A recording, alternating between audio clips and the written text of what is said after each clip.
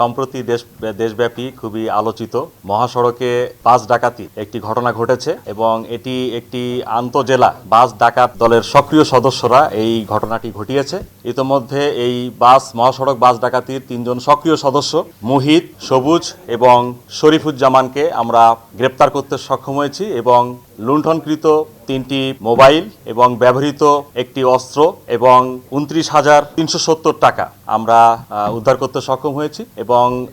এই ঘটনায় তারা প্রাথমিকভাবে স্বীকার করেছে এবং এই ঘটনার সাথে আরো কয়েকজন তাদের সাথে ছিল। আমরা সেই বিষয়গুলো নিয়ে তদন্ত করছি এবং আশা করছি খুব শিগগিরই এই ঘটনার পুরো রহস্য উদ্ঘাটন করতে আমরা সক্ষম হব। তো ঘটনাটি জানার পরপরই টাঙ্গাইল জেলার পুলিশ সুপার হিসেবে আমি এই ঘটনার প্রকৃত রহস্য উদ্ঘাটনে আমি আমার যারা দায়িত্বপ্রাপ্ত অফিসার এবং আমাদের যে গোয়েন্দা টিম আছে এই গোয়েন্দা টিমকে নিয়ে আমি আমার কার্যক্রম শুরু করি এবং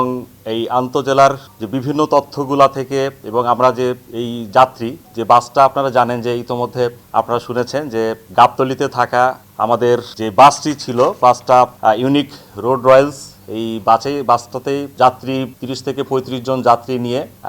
বাসটি গাবতলী থেকে রওনা হয় এবং পথিমধ্যে সাভার, চন্দ্রা বিভিন্ন যাত্রী তোলা হয় এবং যাত্রী বেশে ডাকাত দলটি তাদের যাত্রী যারা ছিল এখানে তাদের কিছু লুণ্ঠন মোবাইল, টাকা এবং অনেক নারী ছিলেন সেখানে তাদের কিছু স্বর্ণ লুণ্ঠিত হয়েছে। তো আমরা এটি জানতে পেরেছি, জানার পরপরই আমাদের টিমটি বিভিন্ন জায়গায় কার্যক্রম শুরু করে এবং অপারেশন কার্যক্রমগুলো শুরু করে এবং আমরা এই অপারেশন কর্মকাণ্ডের ফলশ্রুতিতে টাঙ্গাইল জেলা পুলিশ